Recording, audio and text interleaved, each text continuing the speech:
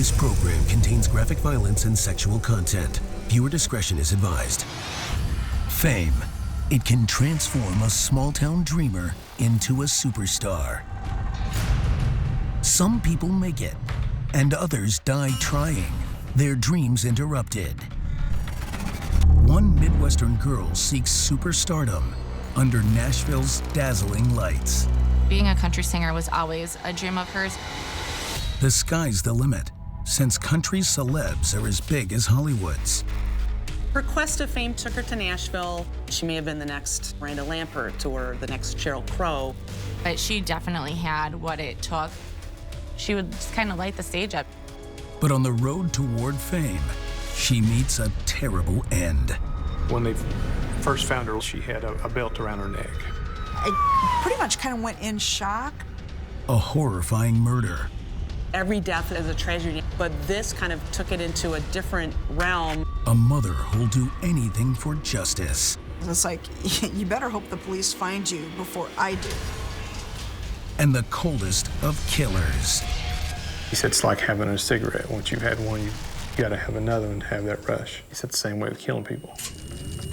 He robbed all of us of seeing what she could have become. For aspiring stars like Melissa Hofferman, sometimes the pursuit of fame kills.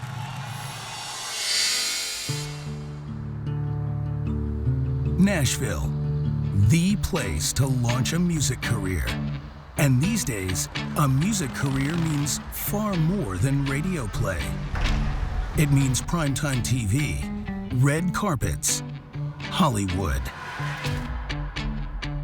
20-year-old Melissa Hofferman is a Wisconsin native with big dreams of trying for just such an ascent in Music City. He told her mom and dad we're going to. Being a country singer was always a dream of hers. It was just something that she always had in the back of her mind that she wanted to do. She always wanted to go to Nashville because when you think of country singers, you think of Nashville and vice versa. She won't settle for less than fame. Now, having traveled to record in a Nashville studio, she's working on a demo for her debut album. She had driven down with a producer to Nashville together, had recorded this demo. Melissa's CD was Melissa. And then on the bottom of it, it says, won't settle for less. She knows this is just the first step in a long journey. There's much more work to do.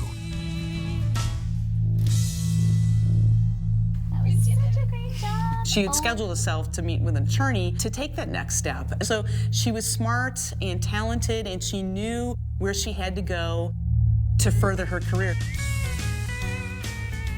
It was pretty impressive that she got the backing that she did and was able to fulfill her dream of going to Nashville and cutting a record. I have no doubt in my mind that she would have made it big.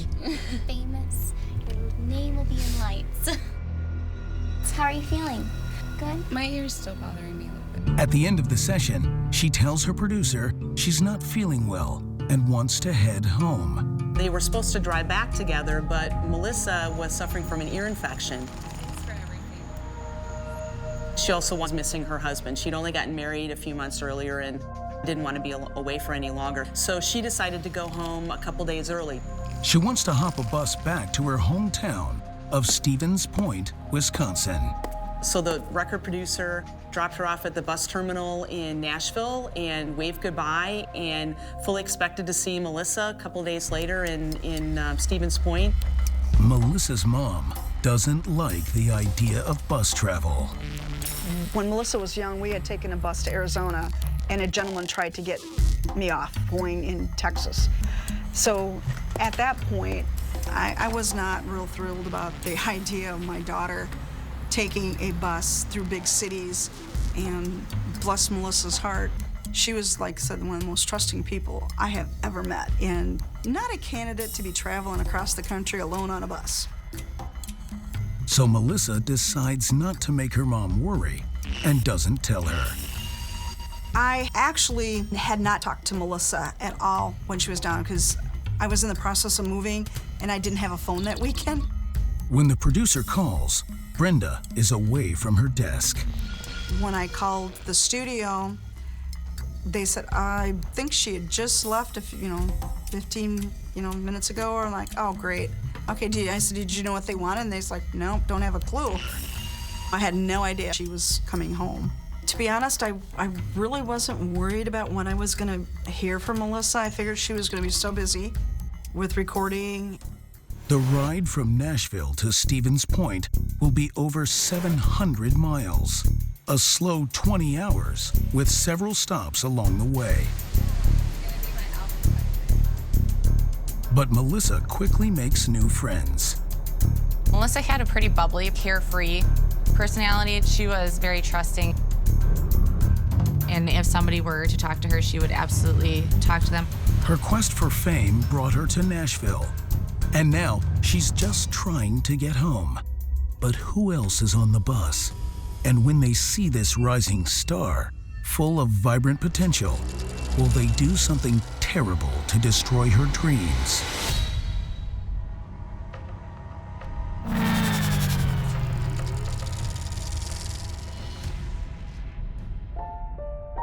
Melissa's journey toward fame began in a very secure place, the town of Stevens Point, Wisconsin.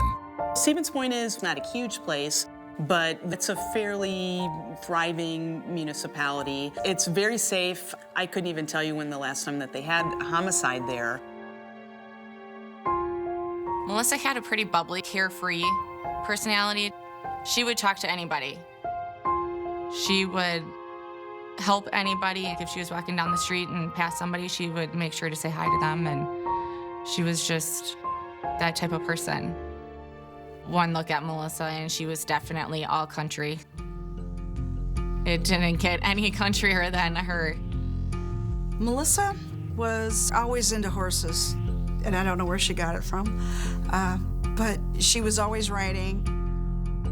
And then we ended up buying her a barrel horse for her to start competing on, and the girl was hooked.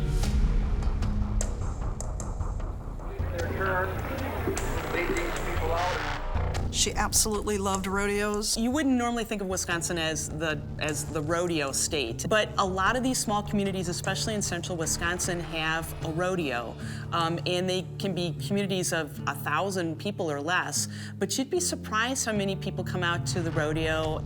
It's a big deal. As a teen, she's named the Kellner Rodeo Queen.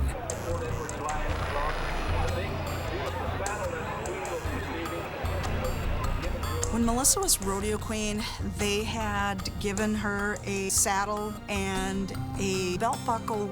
The buckle that Melissa got is absolutely gorgeous. It's got her name on it, it has Kellner Rodeo Queen on it, and there's a crown and the date on it.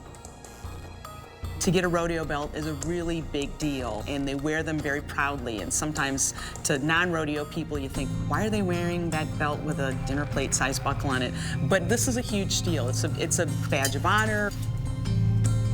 It's her first brush with fame, and she takes a shine to it.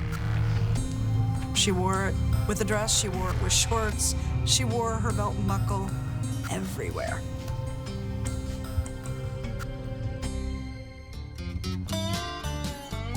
But rodeo isn't her real passion. When Melissa was little, I believe she was 2. Melissa was singing with a hairbrush and curlers, but then she got her own little microphone that she could turn on the radio and really belt them out. And at 6 o'clock in the morning, she would be belting it out. She emulates country's hottest stars. Martina McBride was one that she really liked. She liked her a lot. She used to sing a lot of the Judd songs, Faith Hill songs, Dolly Parton. She sang everybody's stuff. She tries her hand at televised karaoke competitions. Melissa absolutely loved singing karaoke. Wherever there was karaoke, she would get her parents to take her because that was her opportunity in a small town like Stevens Point to get her voice heard. And she just enjoyed it. There was a bowling alley, and they had karaoke one night a week. Her and her parents and me and my parents would meet at the bowling alley, and Melissa would be on stage singing, but she definitely had what it took. I mean, she had no fear of being in front of a group of people. She just got on stage and she would just kind of light the stage up. She started doing karaoke competitions, and she came in third. And the two ladies that beat her were both professional singers. It sounded great. I think that was the time where she's like, you know, I think I might be able to do this. She's determined to make this her ticket to fame and starts booking better and better gigs. One of her regular gigs is singing the Star-Spangled Banner. They had her sing the national anthem for the Kellner Rodeo all the time, and she loved it. She took a lot of pride in our country and, you know, everything about being patriot.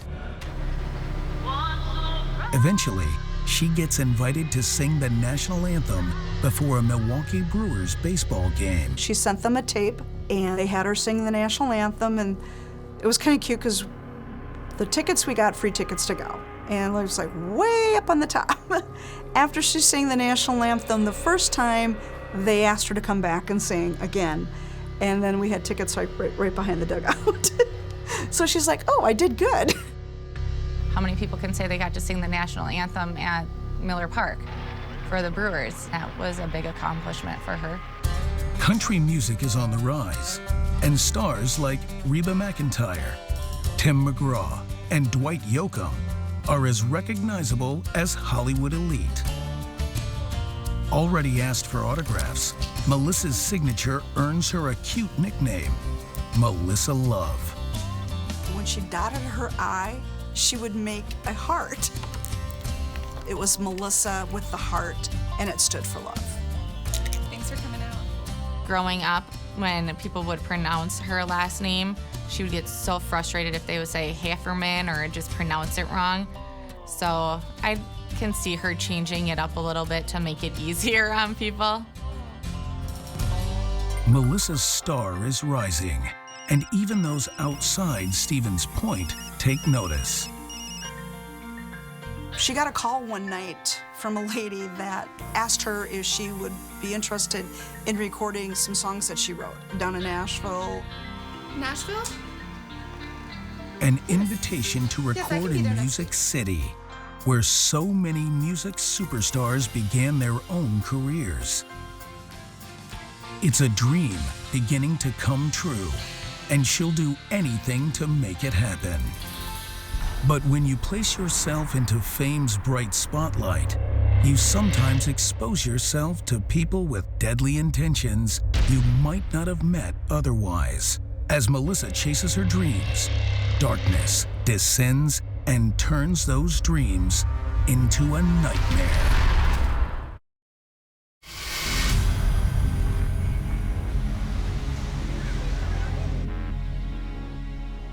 Melissa Hofferman is a Wisconsin girl with dreams of making it big.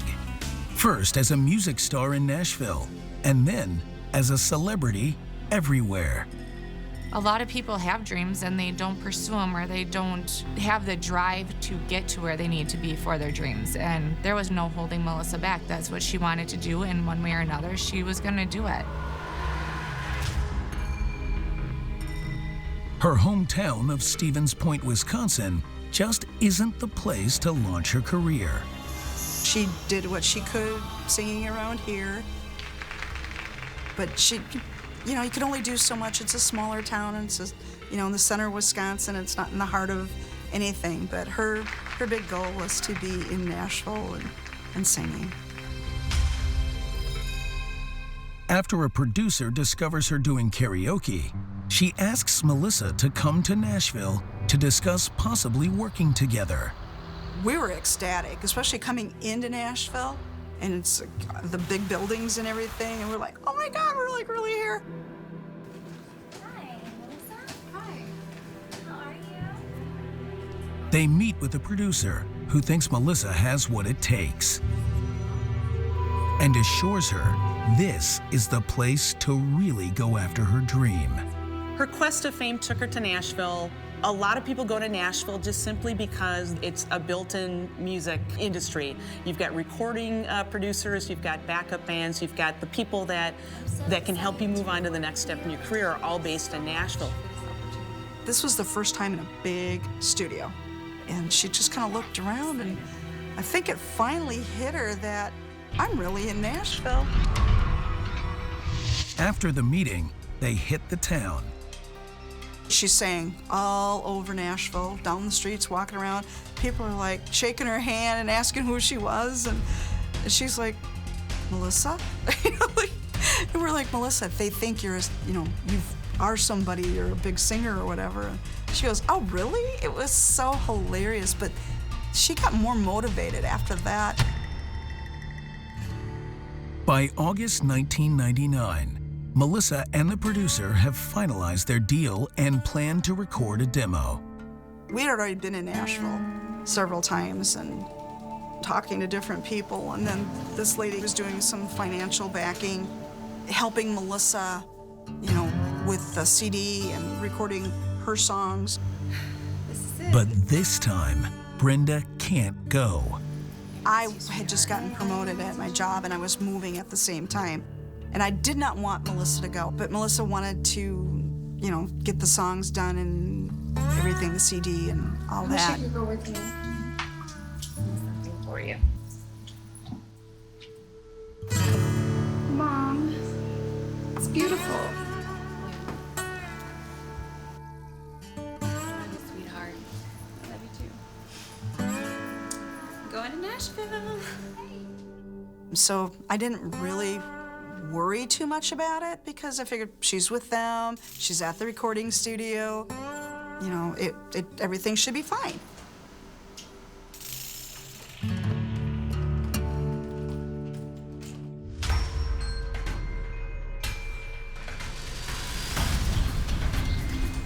We're gonna go to the movies next. Melissa has left the safety of small-town Wisconsin, but it's so worth it. She works on her debut album at the same studio where music greats like Taylor Swift, Miranda Lambert, and Blake Shelton have recorded hit records. She just had a unique quality about her that kind of made her stand out. Her producer said that she had a really good voice, not just for country, but also for pop music as well, too. This CD might have been the first of many for her. She may have been the next Miranda Lambert or the next Sheryl Crow. It's blue.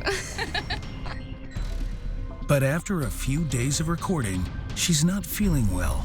And despite her mother's fears about bus travel, she hops one to go home. Her producer stays behind to finish mixing the tracks. The record producer dropped her off at the bus terminal in Nashville and waved goodbye. The plan was she was staying with them, going to be doing recording. When they were all done with the legal end of it and the CD was where they thought it was, they wanted it, she was riding back to Wisconsin with them. That was what I had agreed to. I did not know anything about them putting her on a bus to come back.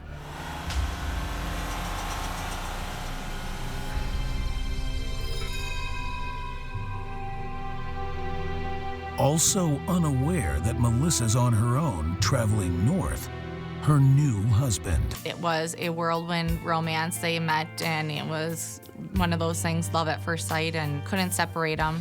I could see it all over her face that she saw him, and I'm like, oh my God, there's nobody else that she is going to be interested in if she meets this young man. And they were married probably maybe 6 months later. And their love had inspired Melissa's title track, Won't Settle for Less.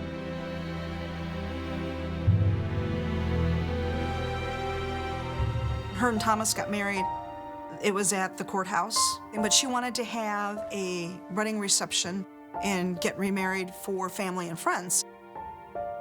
And that was the song she was going to sing to Thomas at the wedding. So that was her first song on the CD.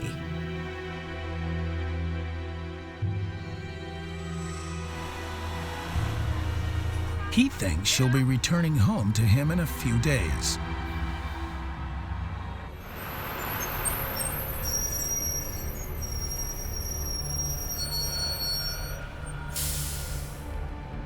But sadly, Melissa never made it home to Wisconsin. After traveling 175 miles north from Nashville, where her fame was finding its roots, she gets off the bus alone at a stop in Louisville, Kentucky, and never gets back on.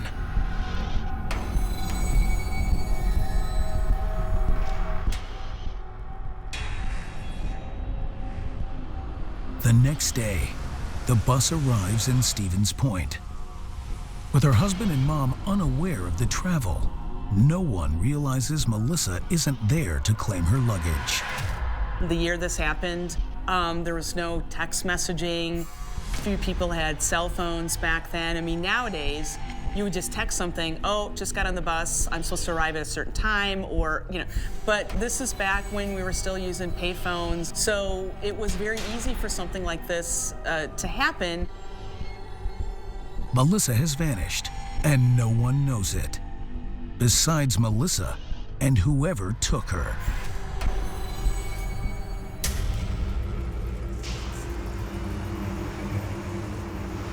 Then, 2 days later, in a vacant field 5 blocks from the bus station in Louisville, a man makes a gruesome discovery. A citizen that took a shortcut from one street to another and went through a vacant lot, which is about 5 blocks away from the bus station. Happened upon a partially nude body of a female.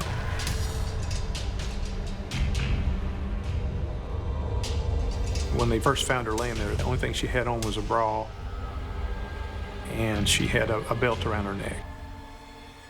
The belt had a large rodeo belt buckle.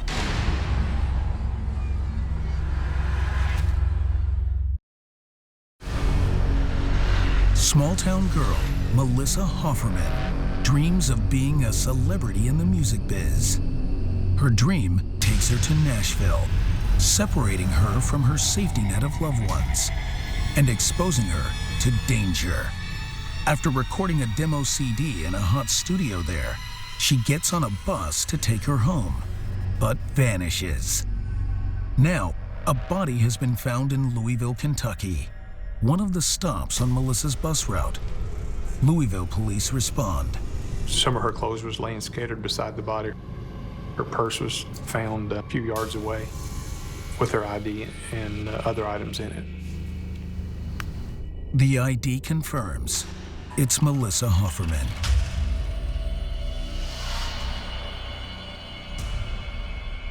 Louisville detectives contact their counterparts in Wisconsin, who have to inform the family. I was home thinking, okay, Melissa should be coming home, in a day or two. All of a sudden, I hear a knock at the door, and there's these 2 men standing there. They were both plainclothes.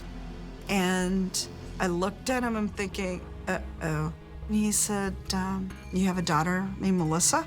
I'm like, what's going on? He says, can we come in? I had this, it's actually her graduation picture, up on the wall, and the guy looked over at the picture, and he didn't even have to say anything. It was like, oh my God. I was not prepared for them to say, we got a call from Louisville, and they found a young lady that had your daughter's driver's license. And I'm like, she's not in Louisville. She's in Nashville. I mean, I was totally confused.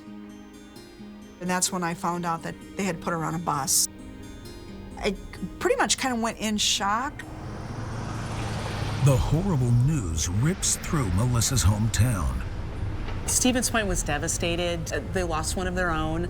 And not only did they lose one of their own, but it was in such a tragic, heart-wrenching manner.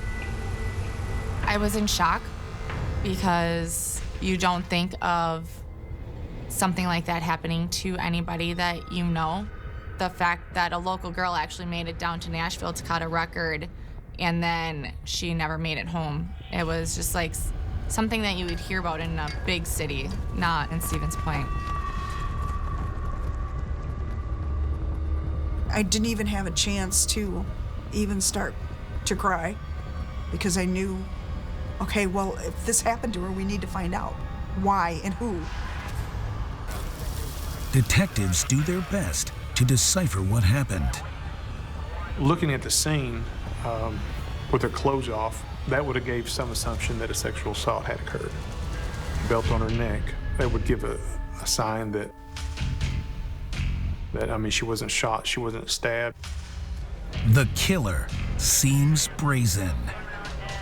The purse was there, her clothes was there, things tore off her in his throat, nothing taken away, hidden in the dumpster or anything like that.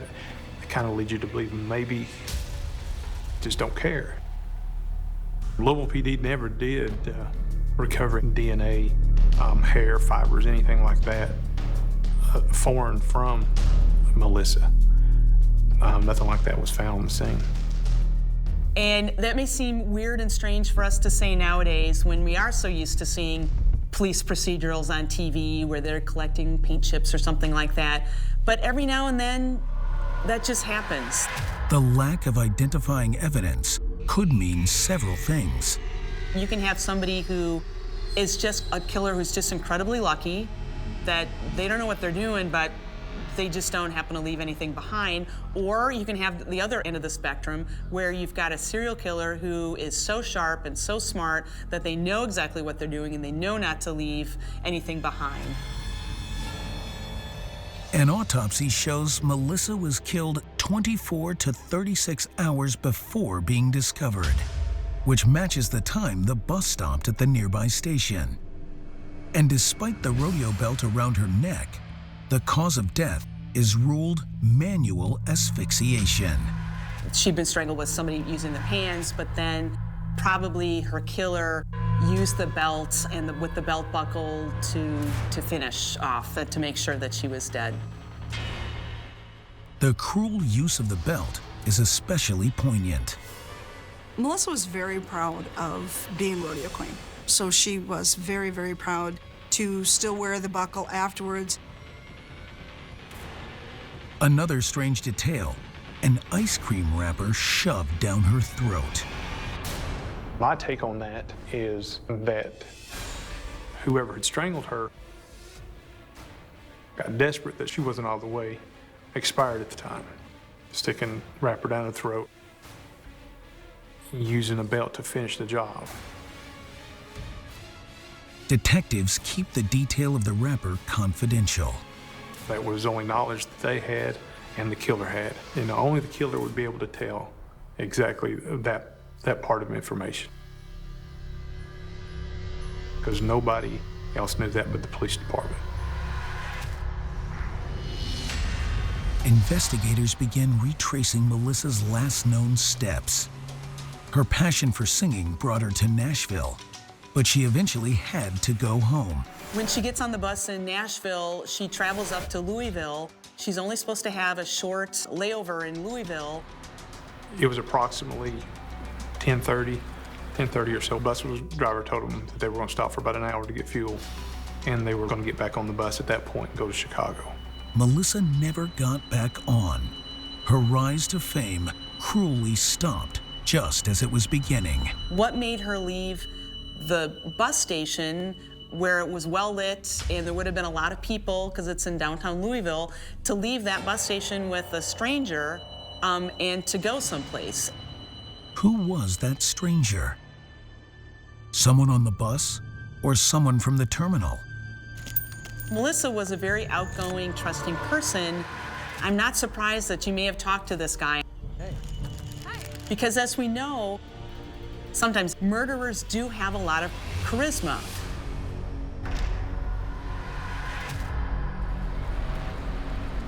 Police ask for a complete list of passengers. The problem that Louisville Police Department ran into was the fact that back then, 1999, there was no passenger manifest. You'd walk up to the window and say, I need a ticket from Nashville to Louisville. They sold you a ticket. They didn't ask you for ID. They didn't write your name down. If there was a seat available, you got a ticket. So there's no place to start. There's no list. They canvass near the crime scene, hoping someone will talk. They started going and asking questions, asking, have you heard anybody talking about killing a young lady over by the bus station? And they were getting nothing. Nobody knew anything. The investigation slows to a crawl.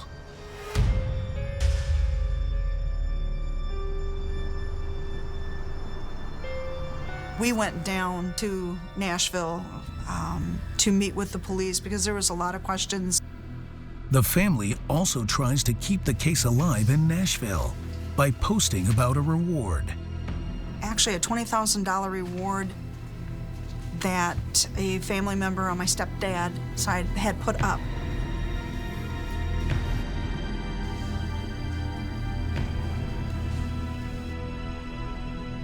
As difficult as it is, Brenda wants to see where her daughter breathed her last breaths.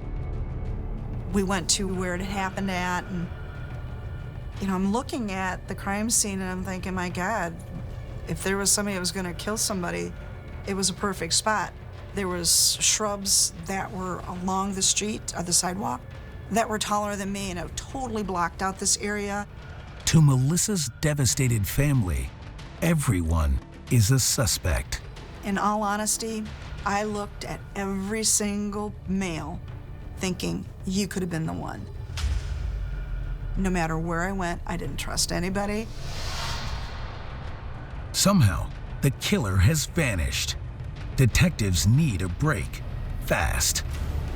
In your mind, like they say, the first 48 hours are the most critical, and they are.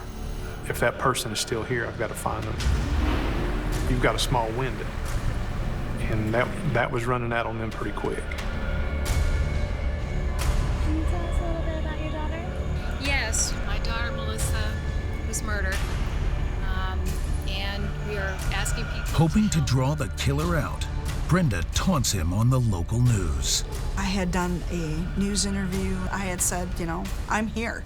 Basically trying to irritate him or make him mad to come after me, because I figured, hey, you got my daughter, why don't you try the mom too? We are asking people to please give us any information that they can that'll lead us to the person. And I was very cold. I didn't care, because it's like, you better hope the police find you before I do.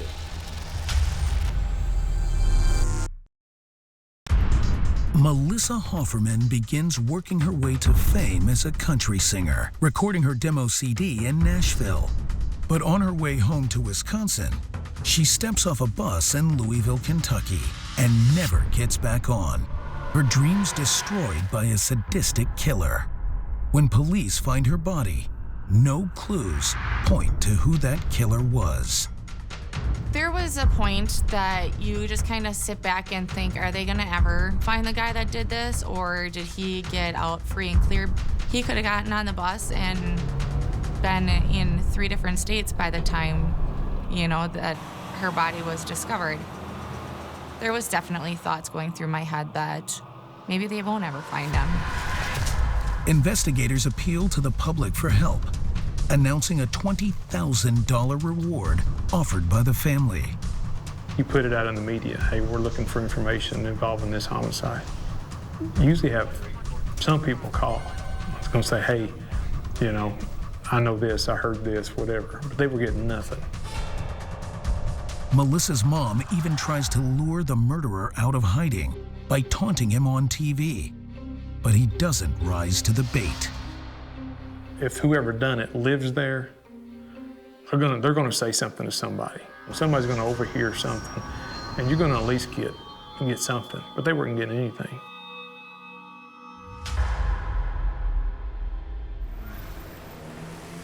More than a year after Melissa's slaying, Louisville police get their first real lead when a distressed young woman reports an assault.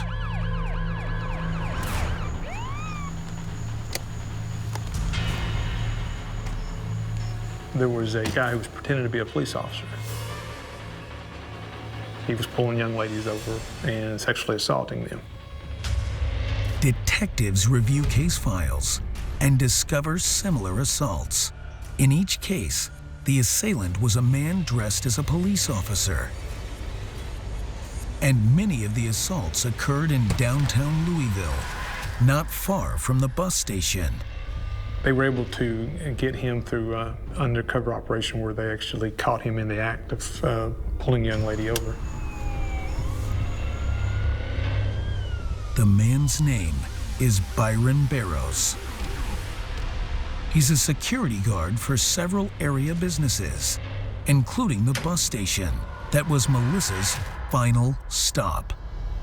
Further investigation revealed that he had actually been working the night, August 18th, 1999, the night of Melissa Hofferman's murder. So he automatically becomes suspect. Here he was impersonating a cop and pulling women over and then raping them. And they thought maybe he was the guy who had done this. A man dressed in a uniform would have posed no threat to Melissa.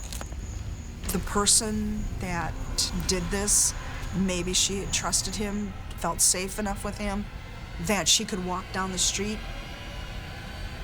But when they grill him about Melissa's homicide, he refuses to talk.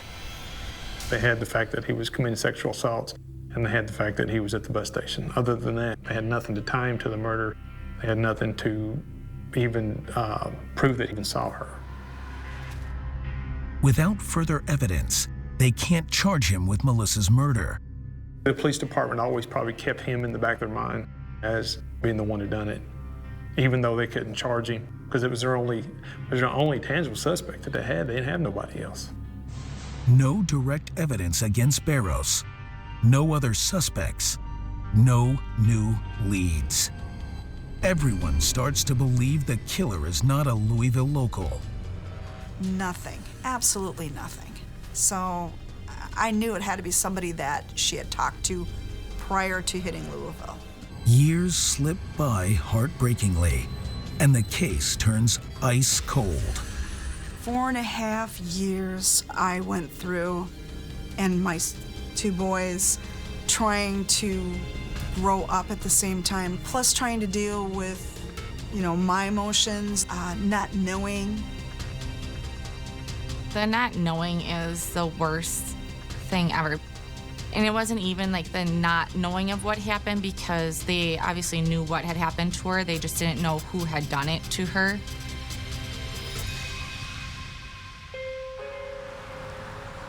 Then, 300 miles southeast in Johnson City, Tennessee, detectives receive a surprising call that at first seems unrelated. It was about 10 in the morning. My lieutenant had walked in and said, "We've got a body in a basement." And we thought he was kidding us. He said, "No, we seriously have a body in a basement." Investigators respond to the home and interview the woman who found the body in her basement. And she claimed that she was taking Christmas decorations to her basement, and she saw something there and discovered a woman. The body is wrapped in plastic and a blanket. The victim is nude, her hands and feet duct taped. Marks around her neck suggest she was strangled. At first, there's no obvious connection to the Melissa Hofferman murder. But the evil that investigators are about to uncover will finally reveal answers to the terrible slaying of a rising star.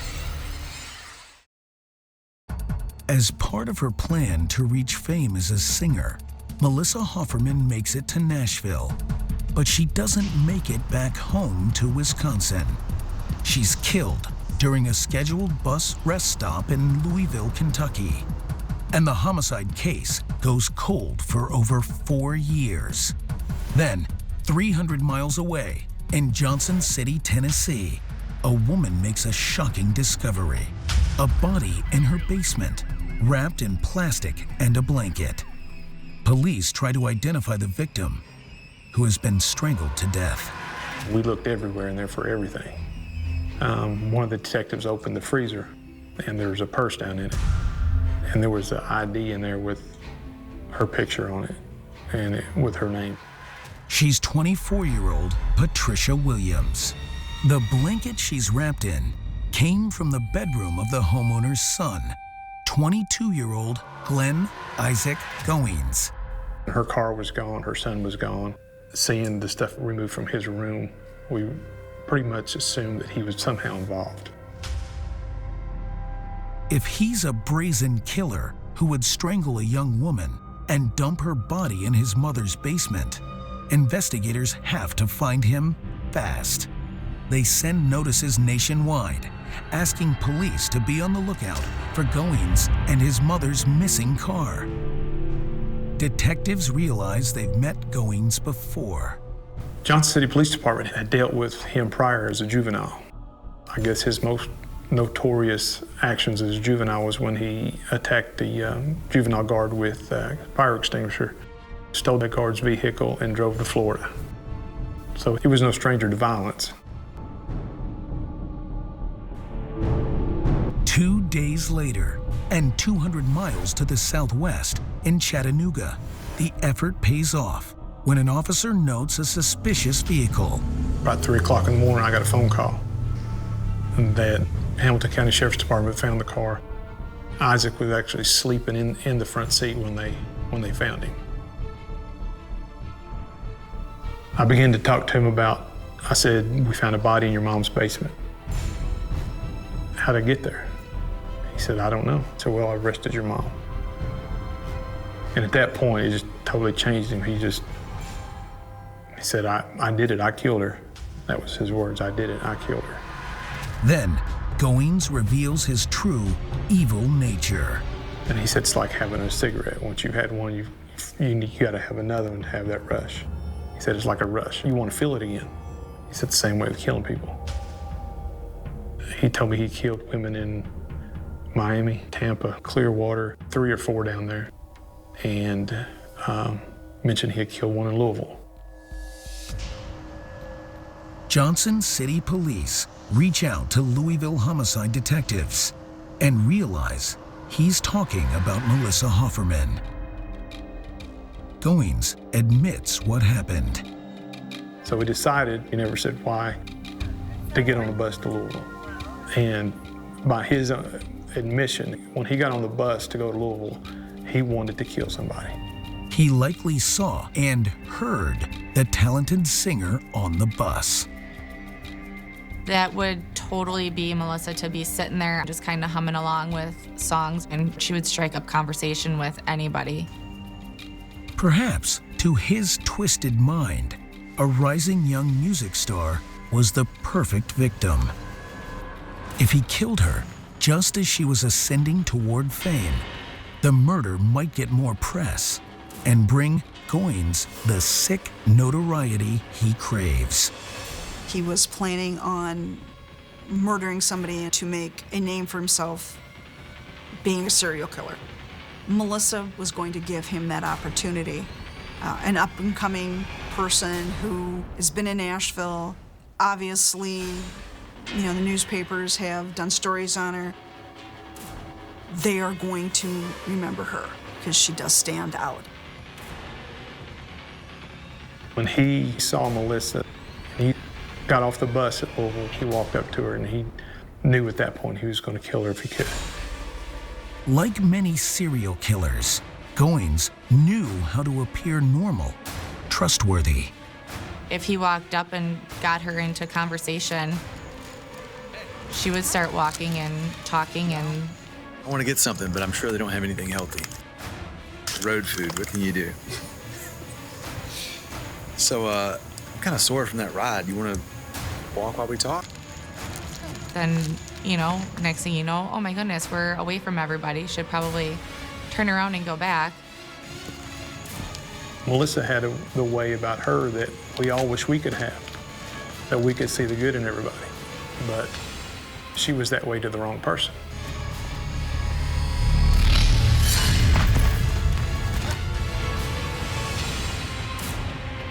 He said, I was afraid she was going to come back alive.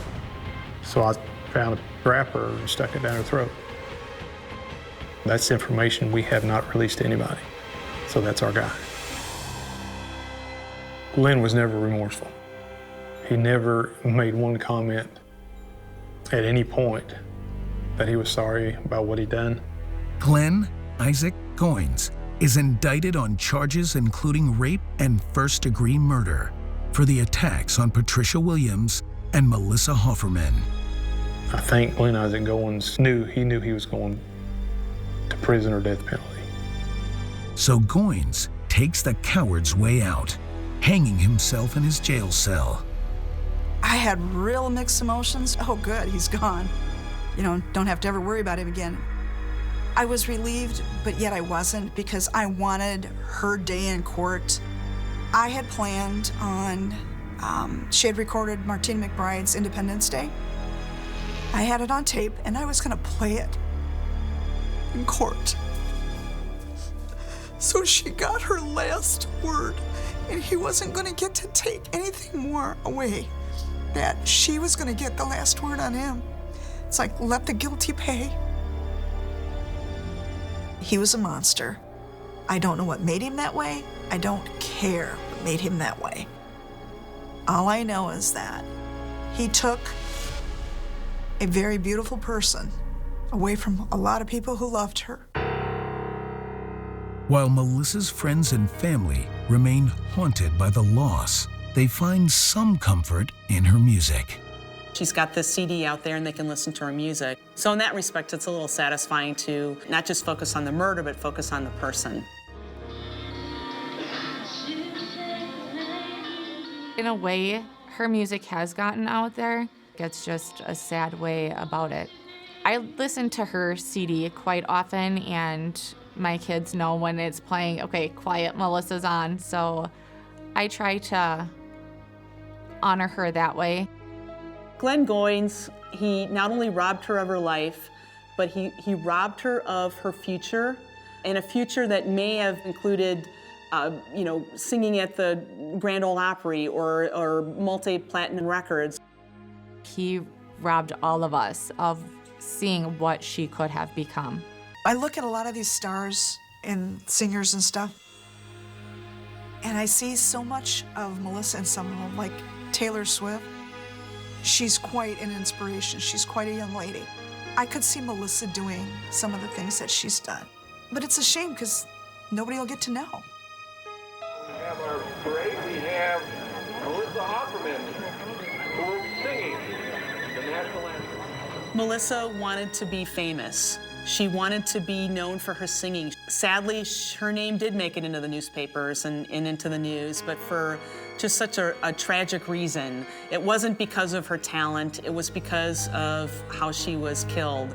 And that's the ultimate tragedy. Round of applause for our singer this morning, Melissa Hofferman, with a